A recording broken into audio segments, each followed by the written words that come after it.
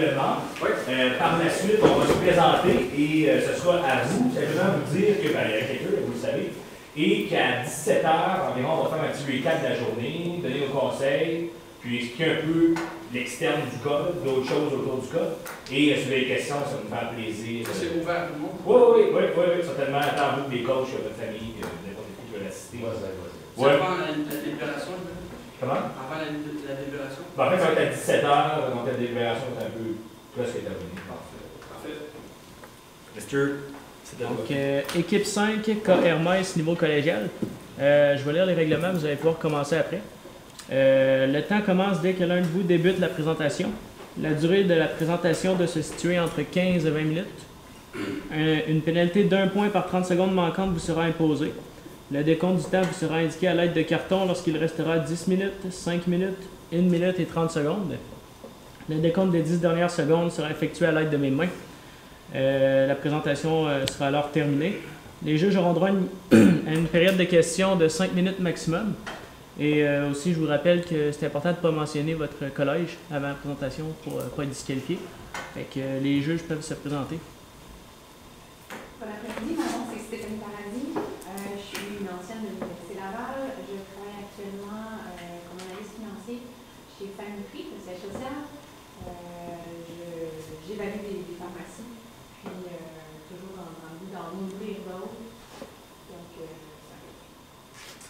Bon après-midi, je me présente, Simon Philibert, président directeur général des productions SMP, également finissant ici à l'Université Laval dans l'administration des affaires, profil entrepreneurial, donc en entrepreneuriat, gestion de PME, je suis terminé il y a 2 ans, mon bac. Actuellement, je termine un bac à l'UQAM cette année en communication, en stratégie de production culturelle et médiatique, et ça fait bien sûr plus d'une dizaine d'années que je travaille dans le milieu de l'événementiel. Fameux Simon.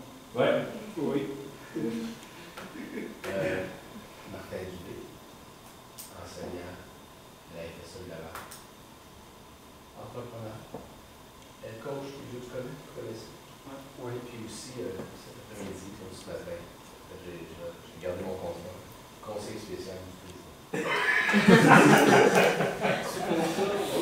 Donc, c'est à vous, on fait une bonne présentation. Merci. Alors, je souhaite la bienvenue au conseil d'administration de l'entreprise SMP. On va se présenter. Nous sommes la firme de consultation Novus. Je vous présente d'abord Catherine Lemay, Ella Dallaire, puis moi-même, Louis-Martin Réon. Donc, ce qu'on va faire aujourd'hui, c'est qu'on va vous présenter la meilleure solution pour que SMP continue d'aller dans une bonne direction. Ce qu'on va faire aujourd'hui, c'est qu'on va commencer en vous expliquant le mandat qu'on a été fourni.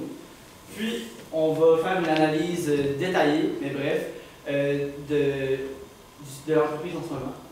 On va ensuite vous présenter notre stratégie afin de répondre à ce mandat. Puis, on va parler de contrôle de risque, puis on va naturellement conclure. Donc, SMP en ce moment cherche à unir la troupe showbiz à l'entreprise. Donc, ça, c'est ça sur quoi il faut se concentrer. Puis on va répondre à ça avec un plan de marketing et de communication spécifiquement dans ces branches-là. Donc, en ce moment, en regardant les deux entreprises, on peut constater que les deux se concentrent sur la jeunesse. C'est leur marque de commerce, puis c'est ce qui les alimente, si on veut. L'entreprise vient de Bécomo, est centrée à Bécomo, puis il y a un problème de main-d'œuvre qu'il faut remarquer. Donc, il y a aussi on a remarqué qu'il y avait la possibilité d'engager quelqu'un afin de déléguer un poste. On a remarqué aussi que l'entreprise avait une grande diversification des produits qu'elle offrait. Ça a des bienfaits, ça a des côtés un peu des failles, mais on va revenir là-dessus dans pas longtemps. Puis, ils ont un service qui est très adapté aux clients. Une de leurs spécialités, c'est l'interaction entre les deux.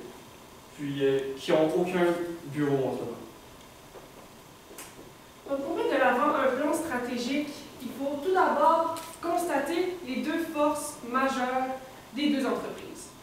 On s'est dit, en fait, qu'en unissant deux forces majeures, on allait être en mesure d'un peu diluer les failles de chacune des entreprises.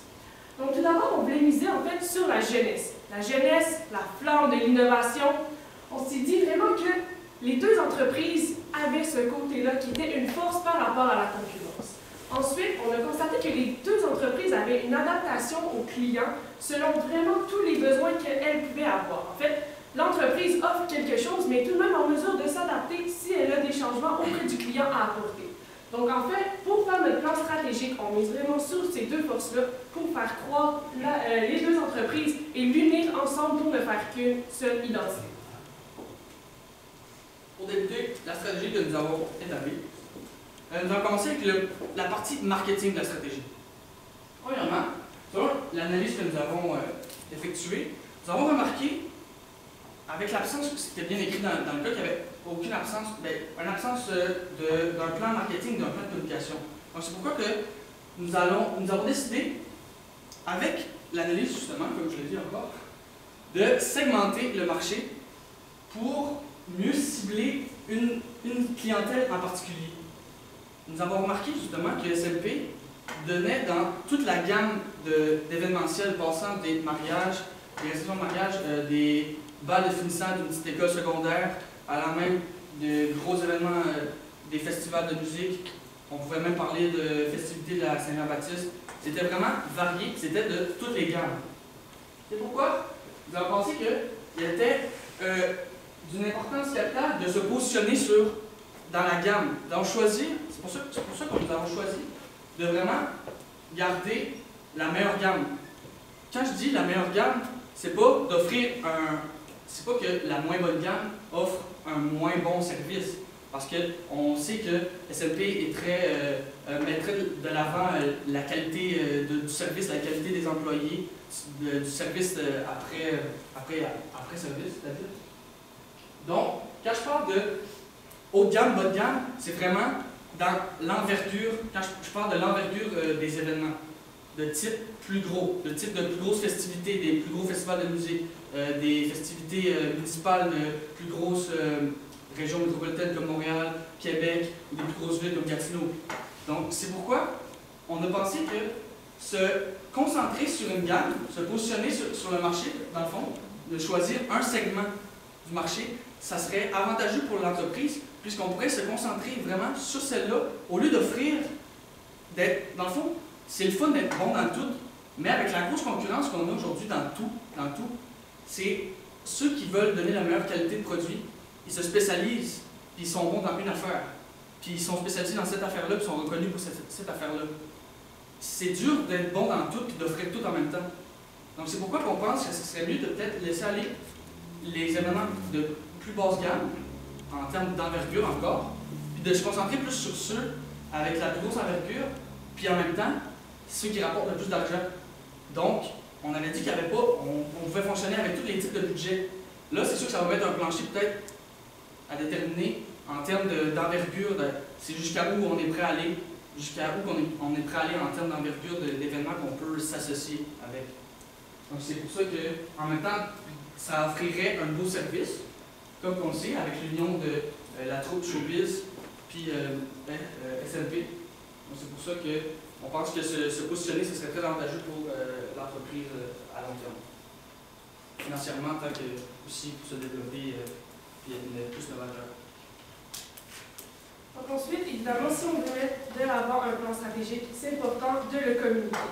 Donc on sait que les deux entreprises possèdent déjà certains clients. Donc on pense qu'il va être important de ne pas tout retravailler à l'entière, en fait, seulement de mettre à jour certains points. Par exemple, si on prend le site web, ça va être important, lorsque le client va sur le site web pour avoir un certain contrat, qu'il puisse voir dans les services offerts, en fait, directement qu'ils sont en lien direct avec la troupe Showbiz.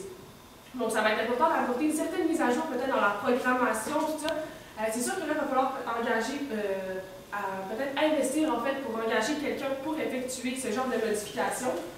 Il va falloir évidemment être en mesure que les clients, lorsqu'ils arrivent sur le site web, puissent voir que vraiment les deux sont rendus une seule unité et que ce ne sont pas deux différents sites web, mais plutôt un seul qui forme un seul et même événement. Ensuite, on sait que la troupe, en fait, Showbiz, a déjà certains clients, des anciens clients, mais également des clients potentiels. Donc, on peut prendre, mettons, la fête nationale de Coaticook, c'est un de leurs gros événements.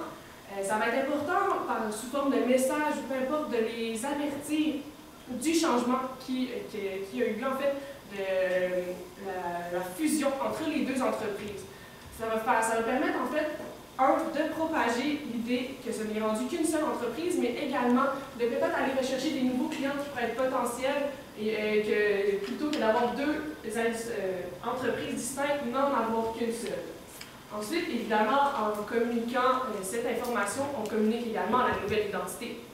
Puisqu'en fait, oui, c'est deux entreprises distinctes, mais les deux ensemble ne font qu'une. Ensuite, on va aller pour contacter le marché cible, mais également la relève potentielle. Pour ça, on a comme idée en fait d'aller dans les universités et dans les institutions d'éducation. J'en dis pas plus, on va y revenir tout à l'heure. Il y avait aussi le volet dans le mandat, un petit problème avec la gestion des ressources humaines. On avait, comme dans le mandat c'était bien écrit, il y avait un petit problème avec souvent quand c'était le temps des déplacements. De partir de Montréal souvent, puis d'envoyer des employés à Bécomo, c'était plutôt, ça engendrait plusieurs coûts qui pouvaient être, je pense, éliminés, puis c'est ça qu'on va aborder maintenant. Dans le fond, on va appuyer sur le fait de, justement, comme on avait parlé, de l'option de déléguer, puis d'offrir une place permanente à Bécomo. On pense que c'est une bonne idée, puisque, premièrement, M. Simon, tu déléguerais quelqu'un de confiance, quelqu'un d'expérience, ça fait longtemps qu'il peut être là depuis peut-être le tout début, quelqu'un qui est capable de faire presque toutes les mêmes, qui a la même capacité que vous en termes de gestion, parce qu'on veut un peu s'établir d'une façon permanente à Bécomo. Ça entraînerait bien sûr l'achat de bureaux. Ça serait pas une énorme quantité de bureaux, puisque ça serait surtout ceux qui feraient le voyage, ce serait peut-être encore les artistes, les éclairagistes, tous ceux qui sont vraiment les techniciens. Mais ceux qui seraient vraiment établis permanemment, de façon permanente là-bas, ça serait, mettons, le directeur, justement, celui que vous avez délégué comme bras droit, si on peut l'appeler ainsi, et aussi peut-être des directeurs en marketing, mais vraiment de la région, de cette région-là de Bécomo, un directeur de communication, puis peut-être un autre aussi qui pourrait gérer tout ça en ressources humaines.